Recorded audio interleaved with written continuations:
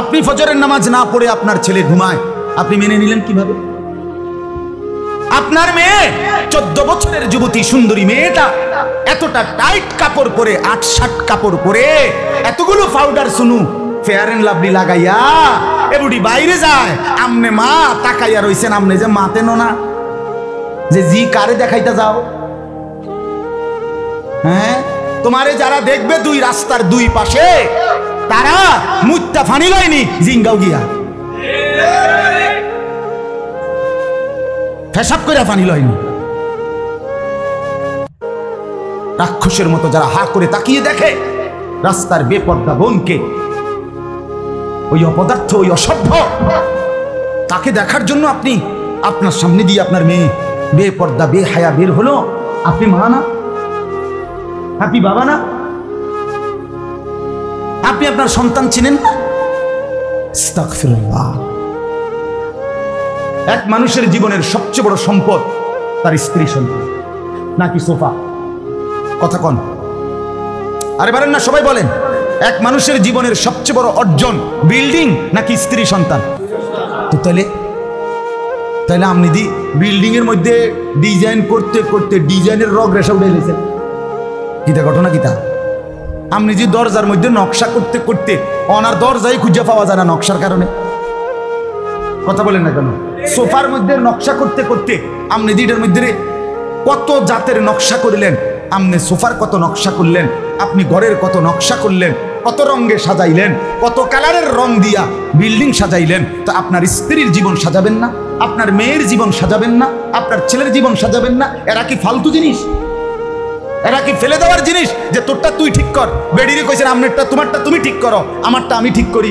ছেলেরে বলছো বাপ তুই তোর হমাইন্না ফুলাইনের লগে তুই তোর মতো ঠিক কর, মেয়েরে বলছে তুই তোর হমাইন্না মাইয়াগর লগে তোর যেটা মনে করে এটা কর। তো এটারই কথা ছিল, এটা তো কথা ছিল। আমার বাবা তো আমার মনে আছে আলহামদুলিল্লাহ, আমার টুপির দিকেও নজর রাখছে, আমার পাঞ্জাবির দিকেও নজর রাখছে, আমার লুঙ্গির দিকেও নজর রাখছে। আমার মা বারান্দায় বসাটা পর্যন্ত দেখছে, বসছি যেভাবে মা বলছে ঘুরে বসো, আমার মা এইভাবে নজর রাখছে। আমার বড় ভাই একটা পাঞ্জাবি জীবনে একবার, আমি রঙিন এমব্রয়ডারি করা পাঞ্জাবি আমার জীবনে একবার গায়ে দিছিলাম কিন্না ছাত্র জীবনে। আমার ভাই প্রথম দেখেই ডাক দিয়া ইনা টাইনা সিরা টুকরা টুকরা করে ফেলাই দিছে। সন্তানকে গে করবে সমবয়সী বন্ধুরা, কথা বলেন না কেন? ছেলেটা তার সামান্য বন্ধুর লোকে মিললেনি চরিত্রবান হবে, মেয়েটা বুঝি তার সামান্য মাইয়াগর লোকে একটা চরিত্রবান হবে। হ্যাঁ, বেডি বুঝিয়ে হে ঘরের বাবির লইয়া অটো দিয়া মার্কেটে যায় আইয়ে এ বুড়ির লগে নিয়ে বুড়ি রাবে অবশ্যই হইব। কথা বলেন, আমার কথা নয় তো আমারে ফিরে দেন, আমার কথা আমাকে ফেরত দেন যদি বুঝে না। আমার বাপ জিন্দিগি নষ্ট করেন না, স্লোগান দিলে হবে না, জীবন সাজাইতে হবে। জীবন সাজাই দুশ্মন আমাদেরকে নিয়ে পুতুল খেলছে, পুতুল খেলছে। সারা পৃথিবী 57টি মুসলিম রাষ্ট্র, 250 কোটি মুসলমান, আর ইয়াহুদি 2 কোটিও না। ইহুদিদের সংখ্যা 2 কোটিও না, জানেন এটা? ইহুদি কি 200 কোটি? ইহুদি কি 100 কোটি? 2 কোটিও না বেটা। গোটা পৃথিবী মিলাইয়া, সারা পৃথিবী মিলাইয়া ইহুদি সামান্য, একবারে হাতে গোনা, আঙ্গুলে গোনা। তামাশা খেলছে আমাদের সাথে, পুতুল খেলতেছে। মুসলমানদের রক্তে আল্লাহর জমিন ভাসায় দিছে। পৃথিবীতে কোনো ন্যূনতম আরে কোনো কুকুর শুকরও তো এত নিকৃষ্ট হইতে পারে না। কোরআনে আছে এক কাক, কাক পর্যন্ত আরেক কাকরে ঠোকরাইয়া মাইরা এরপরে মাটি খুইরা ওই কাকরে দাফন করে দিছে, এটা কোরআনে আছে না? বুঝতে হবে। আর এই নির্মম পশুরা হাসপাতালে চিকিৎসাধীন ফিলিস্তিনের মধ্যে মুসলমান, নির্যাতিত মুসলমান, মজলুম মুসলমান চিকিৎসাধীন হসপিটালের উপরে বিমান হামলা করে, বোমা হামলা করে একই হসপিটালে 500 মুসলমানকে শহীদ করে দিয়েছে। কতকাল? আপনি বলেন নির্মমতার কতটা নিচে নেমে গেছে, পাষণ্ডতার কতটা সীমা ছাড়াই গেছে। যুবক বন্ধু, কার মতো চুল বানাইলা? হ্যাঁ, কার মতো? খোঁজ নাও, আজকে খোঁজ নাও। আমি চ্যালেঞ্জ করলাম, এই চুল ইহুদিদের চুল। আমি বলি এই চুল ইহুদিদের চুল। পৃথিবীর সমস্ত দুষ্টামি, পৃথিবীর সমস্ত অসৎ কাজ, পৃথিবীর সমস্ত দুরভিসন্ধি, পৃথিবীর সমস্ত গ্যাঞ্জাম, পৃথিবীর সমস্ত মারামারি, আন্তর্জাতিক বিশ্বের সমস্ত অস্থিরতা, এই সবটা এই বেঈমান ইহুদিদের তৈরি। এমন কোনো অন্যায় নাই,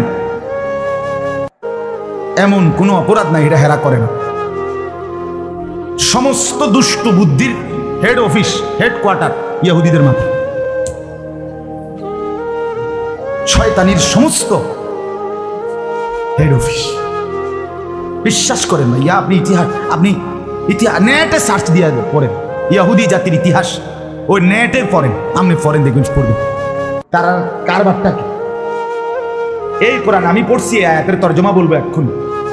এই কোরআনুল কারীমের মধ্যে আদম আলাইহিস সালাম থেকে নিয়ে ঈসা নবী, আমাদের নবীর আগ পর্যন্ত এই পিছনের যত জাতি, আল্লাহ তাআলা এই পুরাটা আদম থেকে ঈসা আমাদের নবীর আগ পর্যন্ত পৃথিবীর ইতিহাসের পুরাটা সময় আল্লাহ তাআলা এই কোরআনে সংক্ষিপ্ত আকারে টেনে আনছে। সুবহানাল্লাহ। কোরআন রিভিউ দেখাইছে কিসের? পিছনে। না রিভিউ নি কয় ভাই, মানে পিছনের টারে টাইম না আবার দেখা করদু নাকি? এই রিভিউ কোরআন।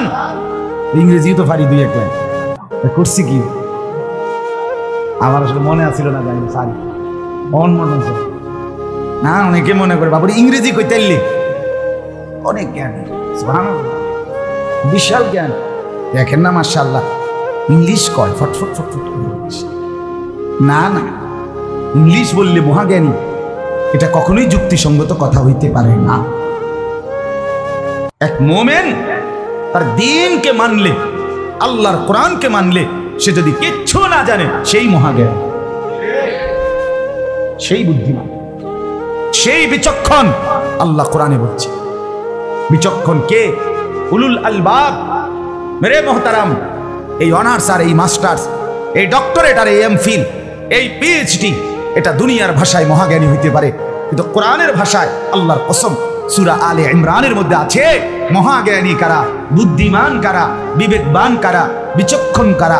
আল্লাহ বলছে তিনটা সিফাত আছে যার মধ্যে, সে হলো বুদ্ধিমান, সে হলো বিবেকবান, সে হলো মহাজ্ঞানী, সে বিচক্ষণ। কয়টা গুণ? এক, আল্লাযীনা ইয়াযকুরুনাল্লাহা কিয়ামান ওয়া কুউদান ওয়া আলা জুনুবিহিম। এক নাম্বার হলো দাঁড়িয়ে বসে শুয়ে সব অবস্থায় যে আল্লাহকে স্মরণ করে। এক নম্বর কি? যিকর। এই আগের শব্দ হলো আয়াতিল লিউলিল আলবাব। আল্লাহ বলেন বিচক্ষণ, বিবেকবান কারা? জিকির করে যারা, কখন কখন, সবক্ষণ, সর্বক্ষণ, দাঁড়িয়ে বসে শুয়ে সব অবস্থায় যারা কাকে স্মরণ করে? ওয়ায়াতাফাক্কারুনা ফি খালকিস সামাওয়াতি ওয়াল আরদ। দুই নাম্বার হলো আল্লাহর সৃষ্টি আসমান ও জমিন, কায়নাত নিয়ে যারা 24 ঘন্টা ফিকির করে। আল্লাহর সৃষ্টি জগৎ নিয়ে ফিকির করে, গবেষণা করে, ভাবে আসমান যিনি বানিয়েছেন, এই আসমান যদি এত বড় হয় তাহলে আমার আল্লাহ না জানি কত বড়। এই জমিন যদি এত বিস্তীর্ণ হয় তাইলে ভাবতেছে সেইবার না জানি আমার আল্লাহ কত বড়। এই সূর্য যদি এত বড় হয়, বিজ্ঞানীদের ভাষায় যদি এত বড় হয়, তাহলে আমার আল্লাহ জানি কত বড়। আমি সেই মালিকের গোলাম। সুবহানাল্লাহ। হাদিসে আছে এক সাহাবী একদিন পূর্ণিমার চাঁদ আর মরুভূমিতে উনি বালুর মধ্যে শুয়ে শুইয়া, শুনতেছেন মজার কথাটা, এই আকাশে চাঁদ উঠছে, তারা উঠছে, পুরো আকাশ। তো উনি চাঁদের আর তারার দিকে তাকাইয়া সাহাবী ডাক দিছে, আইয়ুহাল কামার, এই চাঁদ, আইয়ুহাল কাওয়াকিব, হে তারকারাজি, শোনো। কইতেছে, শোনো, ইন্না লাকুম রব্বান ওয়া ইন্না লি রব্বান। তোমাদের একজন রব আছে, আমারও একজন রব আছে। সুবহানাল্লাহ। এরপরে কি বলছে শুনেন, এরপরে বলছে রব্বি ওয়া রব্বুকুম ওয়াহিদ। আর শোনো, আমার রব আর তোমাদের রব একই জন। কয়জন? একই জন। তিনি কে? এরপরে বলছে আল্লাহুম্মা গফিরলি, আল্লাহ মাফ করে দেন।